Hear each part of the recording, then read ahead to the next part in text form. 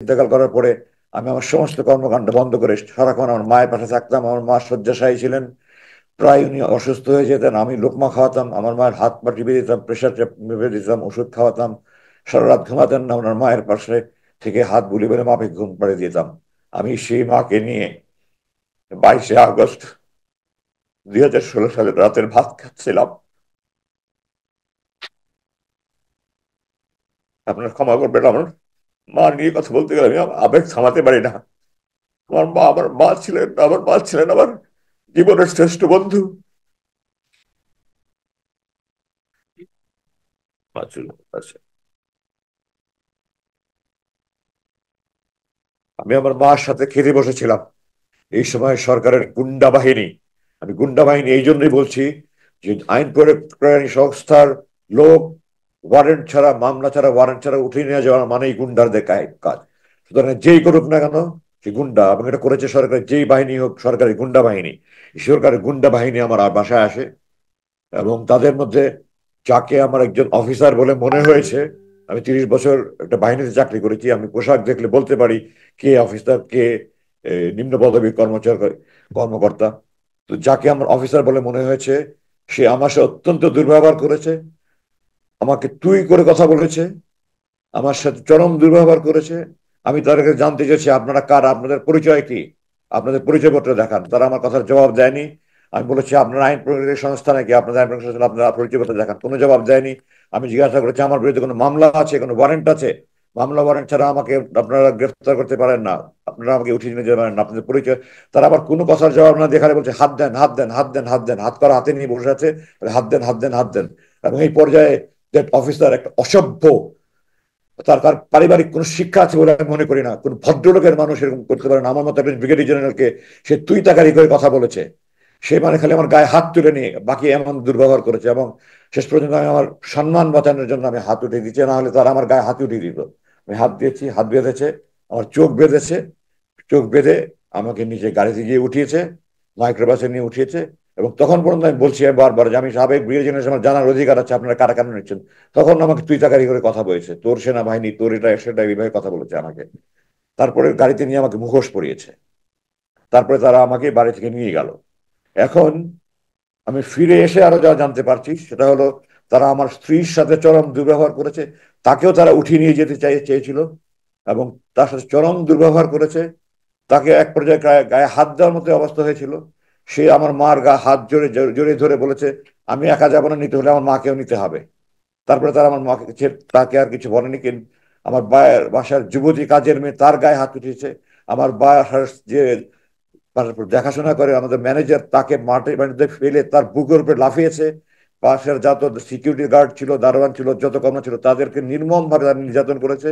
আমার বাসা তছনছ করে তারা আলমারি, বাক্স সব কিছু তারা ভেঙে চুরে, তারা মোবাইল, কম্পিউটার আর যা ইচ্ছা তাদের তারা তারা নিয়ে গিয়েছে। আলমারি, স্টিল আলমারিগুলো তারা ভেঙে ফেলেছে। এবং আমাদের বাসার রাস্তাটা একটা 200 গজের গলির সামনে বন্ধ।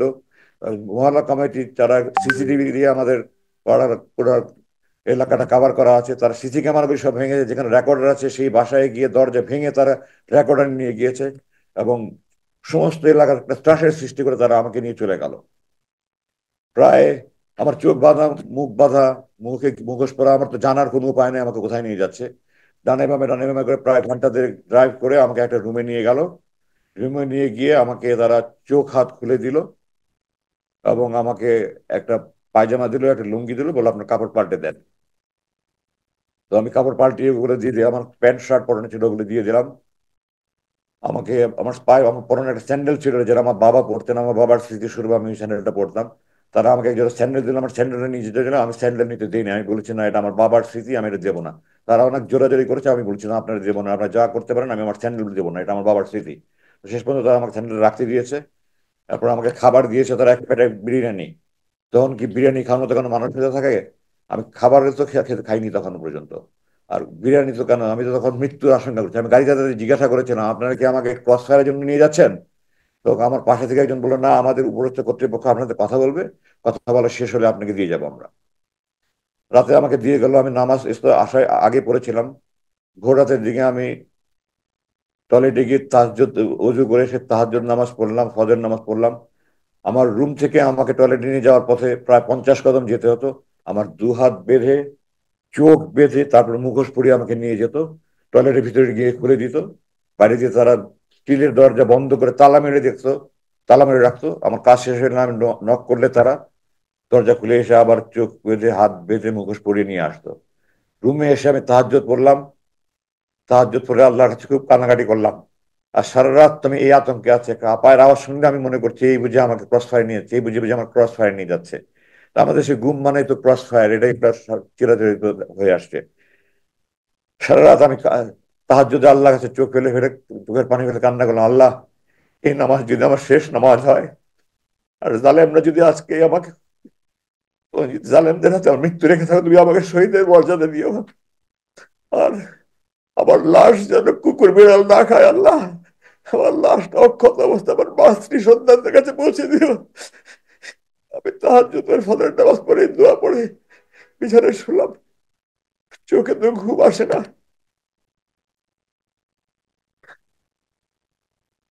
আগের দিন দুপুরে খেয়েছি, এরপরে তো সারা রাত ঘুম নাই, খাবার নাই, মৃত্যুর আতঙ্ক। পরের দিন সকালে নাস্তা দিয়েছিল আমাকে, চা, পড়ার, ডিম ভাজি। নাস্তা খাওয়ার তো নাস্তা দিয়ে দেখলেই আমার চোখ দিয়ে ঝরঝর করে পানি বলে, কারণ আমি মাকে নিয়ে খেতে বসছিলাম। মাকে দিয়ে সময় লোকমা খাইয়ে দিতাম। আমি বললাম এগুলো নিয়ে যান, আমি খাবো না। এরপরে 12টার দিকে হঠাৎ করে আমার মনে হলো আমার হাত পা সব খিঁচুনি আসছে। আমার মনে হলো আমি যেন মরে যাচ্ছি। আমার চোখ মুখ অন্ধকার হয়ে আসছে, আমি চিৎকার চেঁচামেচি শুরু করলাম। এরপরে আমি আর কিছু বলতে পারবো না। কতক্ষণ পরে আমার হুঁশ আসছে আমি বলতে পারবো না। আমি দেখলাম আমি আমাকে আগে যে রুম নিয়েছিল তাতে অন্য আরেকটা রুমে, এবং আমার হাতে স্যালাইন দেওয়া। এবং এখন একজন আমাকে বলল যে আপনি অজ্ঞান হয়ে গিয়েছিলেন, এখন আপনাকে ওষুধ দিয়ে, আপনার প্রেশার খুব বেড়ে গিয়েছিল, আপনাকে প্রেশারের ওষুধ এবং ঘুমের ওষুধ দিয়ে আপনার ঘুম পাড়িয়ে রাখা হয়েছিল। যাই হোক, এভাবে প্রায় 6 দিন বা 7 দিন, আমার ঠিক মনে নেই, আমার এই অবস্থায় কাটতো। আমি যখন টয়লেটে যেতাম তখন ক্যানোলা লাগানো ছিল, ওটা খুলে দিত, আমি টয়লেটে যেতাম। খাবার দিত আমাকে, 3 বেলা খাবার। খাবার যাই দিত, রান্নার এত মান দেখলে আমার, আমার রান্নার ব্যাপারে আমার চেহারা দেখে আমার খেতে ইচ্ছে হতো না। আর চোখের খাবার সামনে বসলে আমার চোখ দিয়ে ঝরঝর করে পানি পড়তো, আমি খাবো কি। 6-7 দিন আমি বলতে গেলে না খাওয়াই, শুধু একটু চা খেতাম বা একটু পরোটা, একটু কোনা টুকরা খেতাম, সাদা ভাত 2-1 লোকমা খেতাম। এইভাবেই আমার 6-7 দিন গেল, স্যালাইনের উপরে ছিলাম। তারপরে 6-7 দিন পরে আমাকে প্রথম যে রুমে নিয়ে গিয়েছিল আবার সেই রুমে নিয়ে আসলো। তারপরে থেকে আমি প্রতিদিনই বলছি, আপনারা বলছেন যে আমাকে আপনাদের অপরস্থ কর্তৃপক্ষ সাথে কথা বলবে, কোথায় তারা, কোথায় তারা, আসে না কেন, আসে না কেন। আসবে, ওনাদের সময় হলে আসবে, ওনাদের সময় হবে। আসলে এইভাবে দিন চলতে থাকলো। আমার তো খাওয়া দাওয়া কিছুই নাই, আস্তে আস্তে আমি শুকিয়ে যেতে থাকলাম। দাঁড়িয়ে নামাজ পড়ার আমার ক্ষমতা হারিয়ে ফেললাম, বসে নামাজ পড়া শুরু করলাম। পরে 1 মাস প্রায় না খাওয়া আমি, এই অবস্থায় এক পর্যায়ে আমি শুয়ে নামাজ পড়তে শুরু করলাম। আমি বসে নামাজ পড়ার আমার ক্ষমতা ছিল না। ঠিক 1 মাস পরের ঘটনা, 22শে আগস্ট রাতে নিয়ে গেল, 21শে আগস্ট রাত 11টা 50-এ আমাকে একজন এসে বলল যে আপনাকে, আপনার সাথে আমাদের বড় ভাই কথা বলবে। তো বড় ভাই শব্দটা আমি প্রথম শুনলাম ওখানে। আমি বললাম বড় ভাই মানে আমাদের উপরস্থ কর্তৃপক্ষ। তো আমি বললাম তো বাংলাদেশের সকল ব্যাংক, বীমা প্রতিষ্ঠান, স্কুল কলেজ সবখানে তো উপরস্থ কর্তৃপক্ষ স্যার বলে, আপনারা কি বড় ভাই বলে আমাকে বোঝাতে চাচ্ছেন যে আপনার বেসামরিক প্রতিষ্ঠান? আমি 30 বছর একটা বাহিনীতে কাজ করেছি, এই ধরনের কাজ কি কোনো বেসামরিক প্রতিষ্ঠান করে? আপনারা আমাকে কি গর্ধব পেয়েছেন? যাই হোক, আমার রুম বন্ধ করে অন্ধকার করে দিল।